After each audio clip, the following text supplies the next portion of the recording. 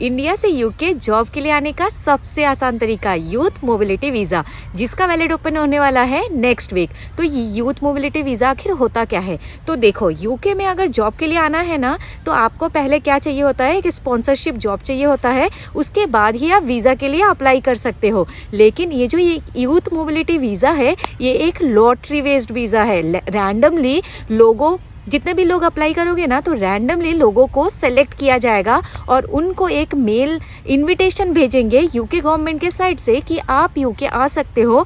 UK में आके 2 साल के लिए रह सकते हो, यहाँ पे जॉब कर सकते हो, स्टडी कर सकते हो और अपना बिजनेस सेटअप भी कर सकते हो। तो अगर आप इंडिया के हो और यूके में आना चाहते हो जॉब के लिए, स्टडी या फिर बिजनेस के लिए, तो इससे अच्छा ऑप्शन आपको मिल ही नहीं सकता। ये सबसे ईजी तरीका है। तो आज के वीडियो में मैं आपको डिटेल में बताऊंगी रिक्वायरमेंट क्या है, इसका कंप्लीट प्रोसेस क्या होगा, आपका टोटल खर्चा कितना होगा, कितने सीट्स है और आपको अप्लाई करना चाहिए या नहीं। तो यूथ मोबिलिटी वीज़ा इंडियन के लिए वैलिड ओपन होने वाला है 16 जुलाई 1:30 बजे से 18 जुलाई 1:30 बजे तक रहेगा। ये ओनली 48 आवर्स के लिए एक्टिवेट होगा। इसका मतलब क्या है? बहुत सारे लोग लास्ट 2 साल से अप्लाई कर रहे हैं, उनको पता है कि ये क्या है। बट अगर आप पहली बार यूथ मोबिलिटी वीज़ा के बारे में सुन रहे हो, तो मैं आपको बता दूं कि ये ना यूके गवर्नमेंट का वेबसाइट है। तो यहाँ पे 16 जुलाई के दोपहर के 1:30 बजे IST यहाँ पे एक लिंक एक्टिवेट होगा। आपको क्या करना है, इस लिंक को क्लिक करना है और वो लिंक एक्टिवेट रहेगा 48 आवर्स तक के लिए और उसी टाइम फ्रेम में आपको इस वैलेट में एंट्री लेनी है। तो 16 जुलाई को आपको क्या करना है, वो प्रोसेस हम थोड़ी देर बाद समझेंगे। सबसे पहले ये समझते हैं कि इस वैलेट में एंट्री कौन कौन ले सकते हैं। तो इसकी रिक्वायरमेंट ना बहुत मिनिमल है। सबसे पहले आप एक इंडियन सिटीजन होने चाहिए। इसका मतलब ये है आपके पास एक वैलिड पासपोर्ट होना चाहिए। सेकेंड, आपका एज 18 से 30 के बीच में होना चाहिए। थर्ड, आपके पास एटलीस्ट एक ग्रेजुएशन की डिग्री होनी चाहिए। फोर्थ, आपके अकाउंट में 2530 पाउंड्स मीन्स अराउंड 2,65,000 के आसपास होने चाहिए, जो आपको बाद में शो करना पड़ेगा। उस टाइम पे आपको कुछ भी शो नहीं करना है। एंड फिफ्थ रिक्वायरमेंट है कि आपके कोई भी डिपेंडेंट चाइल्ड नहीं होना चाहिए। आपका कोई भी ऐसा चाइल्ड ना हो जिसका एज 18 से कम है और आपके ऊपर डिपेंडेंट है।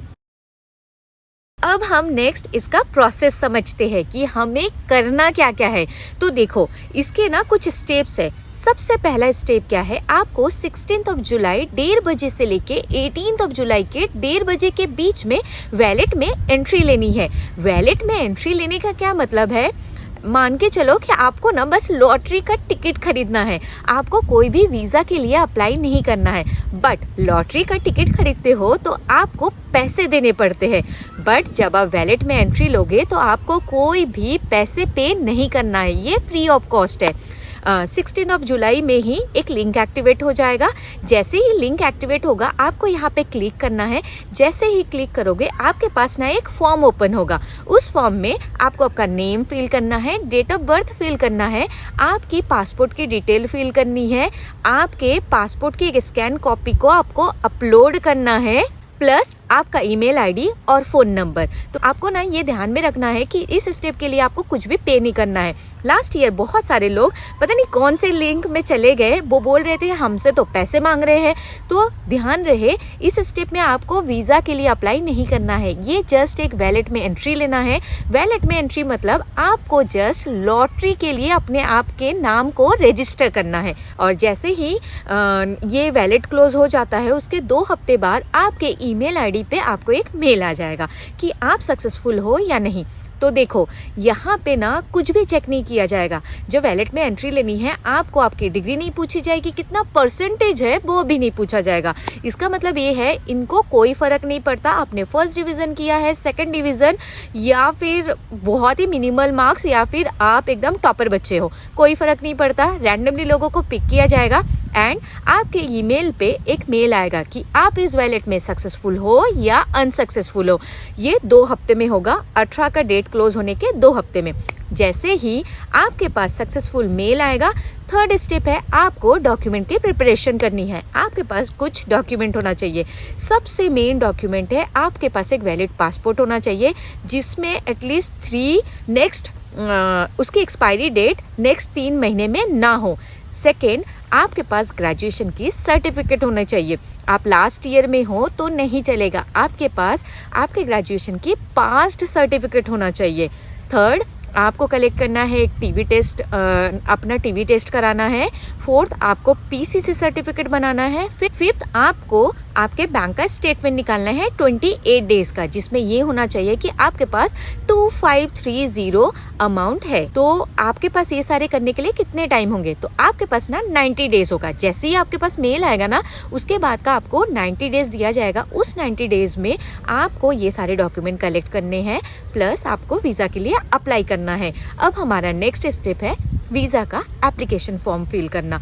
तो वीज़ा का application form youth mobility visa के लिए यहाँ से आपको क्लिक करके हो जाएगा। जैसे ही आप क्लिक करोगे, बहुत ही बेसिक डिटेल्स है, आप बेसिक डिटेल्स को फिल करना और उसके बाद अप्लाई करना। उसके बाद आपको BFS ग्लोबल में जाके एक अपॉइंटमेंट बुक करनी है, जहाँ पे जाके अपने बायोमेट्रिक को देना है।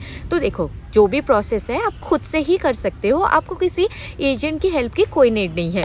और एक चीज़ और, लास्ट ईयर बहुत सारे स्कैम हुए।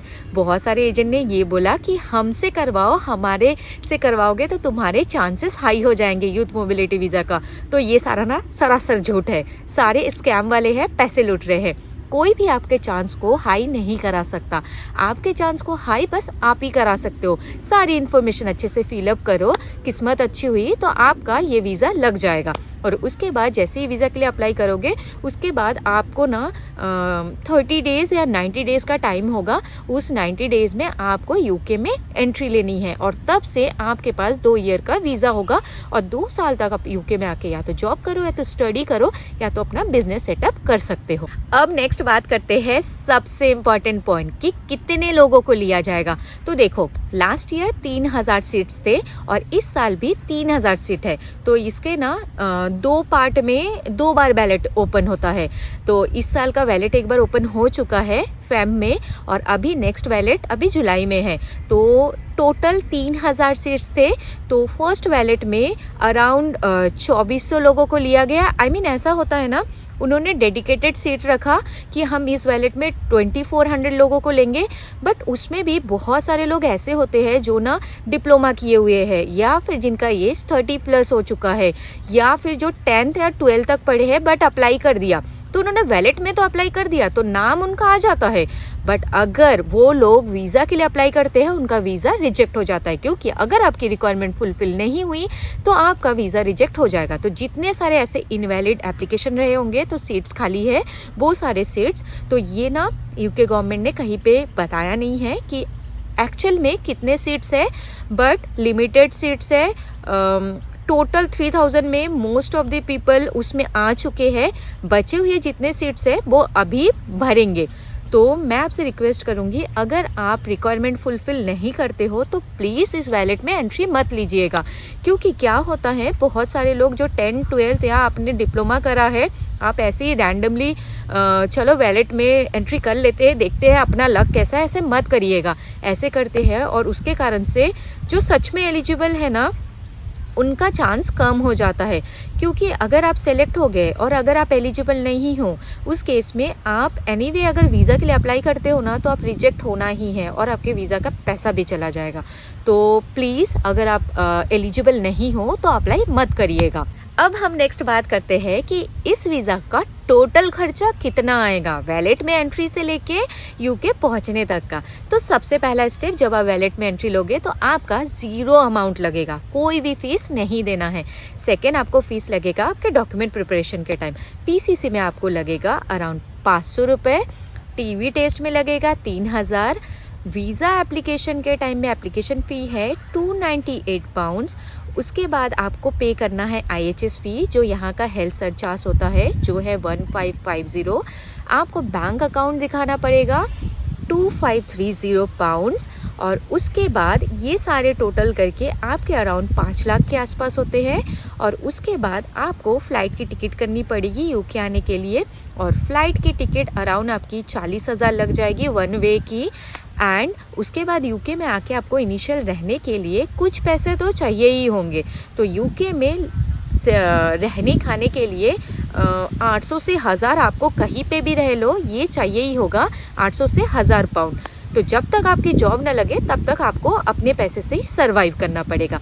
तो आपके पास इतने अमाउंट हो तभी अप्लाई करिएगा, वरना अप्लाई मत करिएगा। अब हम नेक्स्ट बात करते हैं कि क्या आपको अप्लाई करना चाहिए या नहीं, और यूके में आके कौन सी जॉब मिलेगी। क्या यूके गवर्नमेंट आपको जॉब भी देने वाला है, क्या यहाँ आके करोगे क्या। तो ये एक बहुत इंपॉर्टेंट टॉपिक है, इसके बारे में हम नेक्स्ट वीडियो में बात करेंगे। तब तक के लिए बाय। नेक्स्ट वीडियो बहुत ही जल्दी आने वाला है, कुछ घंटे बाद मैं अपलोड कर दूंगी। तो आप प्लीज़ नोटिफिकेशन ऑन करके रखो, चैनल को सब्सक्राइब नहीं किया है तो करके रखो, आपको नेक्स्ट वीडियो में आपके सारे क्वेश्चंस का आंसर मिल जाएगा।